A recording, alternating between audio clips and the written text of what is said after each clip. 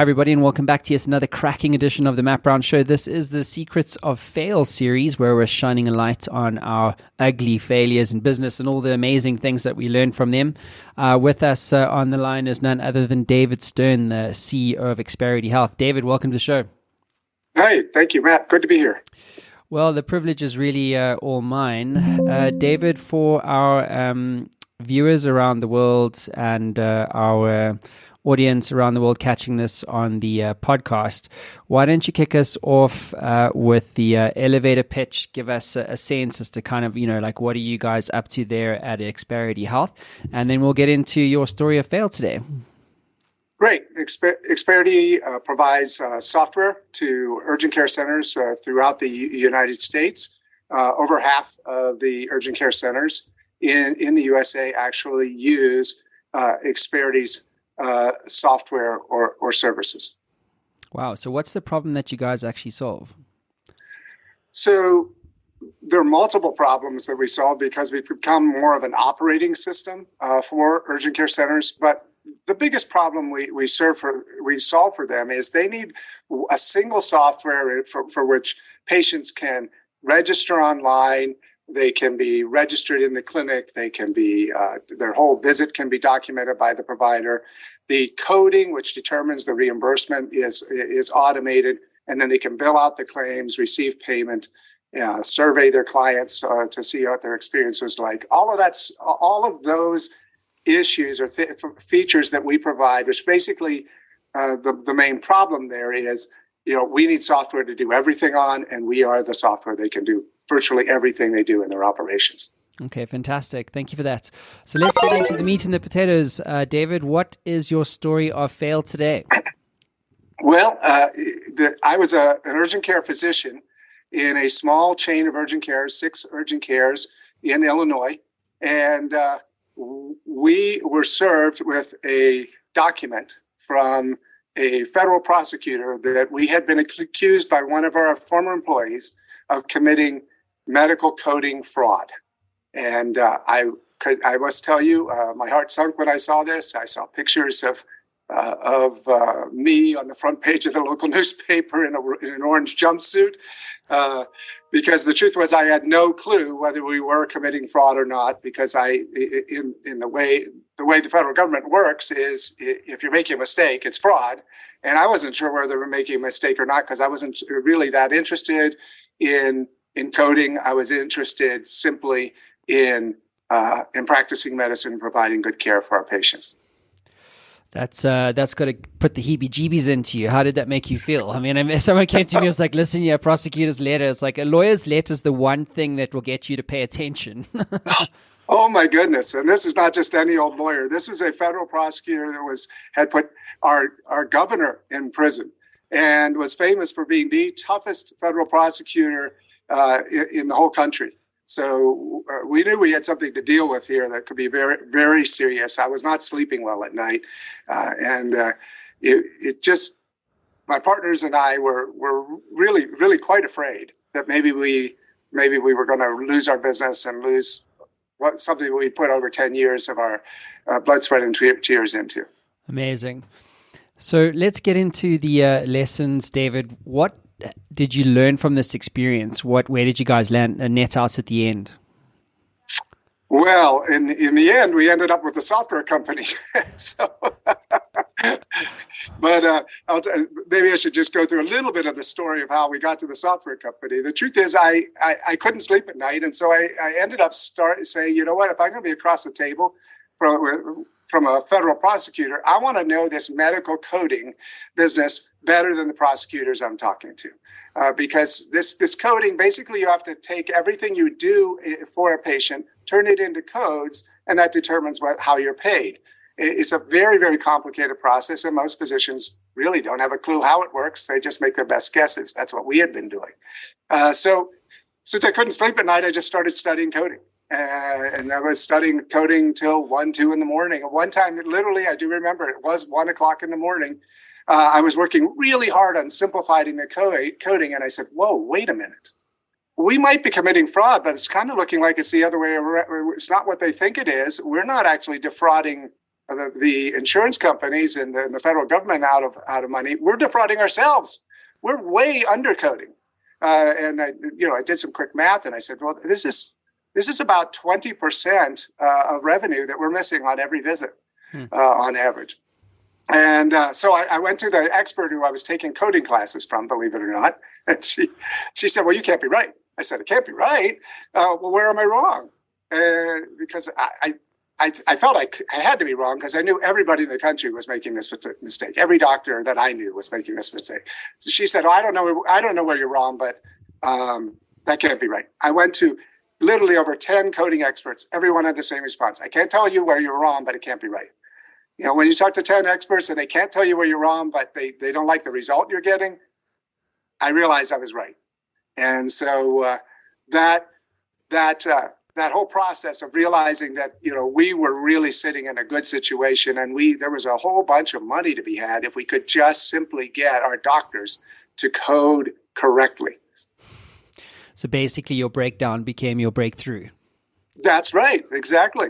It sounds like that's something you should almost trademark. I love it. Yes, this is a good idea. Yeah. So you got into the code. You saw that there was a 20% opportunity there on the table. Right. What did you do with that? So I said, this is simple. I'll just train the doctors. Now, if you've ever tried to train doctors, you'd be laughing at me right now. It wasn't simple. It was very hard. I even took all of the doctors that we had, put them into a room for an entire day, and taught them coding. They were not very interested in coding, to be honest. They improved a little bit for a few days, and they went right back to their old habits. I came up with templates that would facilitate them to just simply count certain items on the chart, and they could easily code, and they still didn't code right. So finally, I heard about this thing called an electronic medical record, and I was like, oh, this is obvious. This could be computerized. This could be automated. I'm sure somebody's done it, and I'm sure they've done it way better than I could ever do it. Well, I was wrong. I was wrong on the second part. They hadn't done it very well. In the first part, most of the electronic medical records I looked at did some level of coding. But when I looked at it, they also made all the same mistakes that all these coders that I was talking to were making. They did not understand the algorithm and how it fit into our medical practice. So after training the physicians and failing, after realizing there was no electronic medical record that would really work, and any that we could retro-engineer to work would actually be so inefficient, we'd have to hire extra staff, and we would lose all the money we were getting by putting it into place. So I told my partners, hey, there's just nobody's solved this problem yet. I'm not sure what we're going to do to solve it because the medical records out there just don't work. My partner said to me, well, David, why don't we start a software company? I'm like, start a software company? I'm a doctor. I don't know how to start a software company. He said, I'm sure you can do this. This is something that's right down your alley. And it's great to have people around you that really believe in you, because I would have never done it if he didn't do that. My partners agreed to allow me to invest after I put together a pro forma. I did start to believe that maybe I could do it. Put together a pro forma. I said, in our 6 clinics, we'll make an additional $1 million with this software. I can have it out in 4 months. And this extra $1 million a year, I want that for 3 years for the company. If we invest $1 million a year for 3 years, I think we'll be off and running. And so they agreed to that. We lost $1 million the first year, lost $1 million the second year, and lost $1 million the third year. But remember, we made additional $1 million in the clinics from that software. And after the third year, we were break even, and then paid off all of our debt to the intercompany debt. Same partners, so it wasn't a big deal, but paid that off in the next 2 years. Never took an outside venture, never took any outside capital, no angel capital, no venture capital. We funded it ourselves and ran all the way for 17 years without taking any outside capital.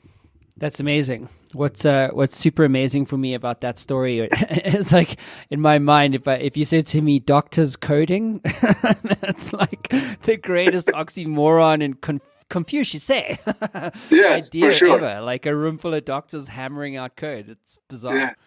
Yeah. It was really hard. Now that's a little confusing, and it's medical code. So, for example, if I sew up a laceration on somebody's hand, then I have to put a code to that, so I'll get paid. It's not computer coding, okay. But doctors are not interested in putting numbers next to their diagnoses and next to their procedures. They just want to practice medicine. So we had to automate that, and we did automate it. And basically, our initial product was this revolutionary thing. You might have heard of this, Matt, paper. Believe it or not, it were these paper templates. The doctor would fill out the paper templates. They would scan it to us and our servers. Initially, we had people behind the scenes, but quickly we got rid of the people behind the scenes. Our servers would then code the medical codes that were attached to the procedures, and we would get it right so much more correct than what the doctors could do themselves. They would get on average about $20 additional revenue, and we charged them $2, and they made $20. It was a very good exchange for them. People said I should charge more, and I tried it a little bit, and it didn't sell. So I knew what the price point was: $2 a visit, simple as that. We ran on that model. We're still running on a variation of that model even today, although our software is so much more sophisticated than what we had initially. David, or if you could go back in time, what would you do differently to avoid that kind of failure? That's a tricky one. Coding was kind of a new thing. Medical coding was kind of a new thing back in '99 when we first got served with that. And it had only been really going for about 4 years in a big way. If I would have taken government compliance more seriously, maybe I could have figured this out many years sooner. And I think the biggest issue there is I didn't make the leap to doing our own software quite as soon as I could have. We could have had a head start on all the competition. Maybe we ended up allowing a competitor to get a foothold by being a couple years behind where we should have been. And secondly, I think I would have looked for a little more investment early on, just so we could have gotten that much further ahead. In the end, it worked out. I must say it couldn't have worked out any better than it did. But I think that may be a mistake that a lot of entrepreneurs make, because you don't quite have enough faith in yourself to really go for it and really make sure that you don't allow competitors if you've really discovered a completely unique niche, which we had. David, what is your advice to other CEOs in terms of their relationship with failure, or the importance of failure in building a business to the kind of scale that you guys are at? People always say, celebrate failure. I don't know anybody that actually does celebrate when they fail. We've worked hard with our leadership team now to say, okay, we failed. And people when they first come onto our leadership team are like, why are you always pointing out that we failed? Because that's how we learn. If we don't recognize we failed, if we don't face the brutal facts, in the words of Good to Great, we don't face those brutal facts, we don't actually have an opportunity to learn. But I will say the biggest breakthroughs in our company have always been a result of our biggest failures. And I'm sure nobody really believes that, but here, the whole company is a result of a big failure to not pay attention to compliance and really focus on it. Excuse me. But then we multiple times I've seen major failures where I've lost a lot of sleep. And there's something about losing sleep that you're thinking about your business so intensely and how do you solve the problem. Those have frequently been the pivot points where our company has gained substantial value and substantial market share. I could think of one failure that in 1 year literally changed the value of our company. We were going to sell our company at one point. On signing day, we got another investigation from the federal government. I've only had 2 in my lifetime. Another one. We solved that. While we were solving that problem with the government, we kept talking to the person who wanted the company that wanted to buy our company. And our company actually sold for $100 million more 1 year later when we were through that second federal investigation. Now, the mistake I made that time was really, there was no mistake. For the many years before that, because of that initial investigation, I was super focused on compliance. And I wanted to make sure that I didn't make that same mistake again.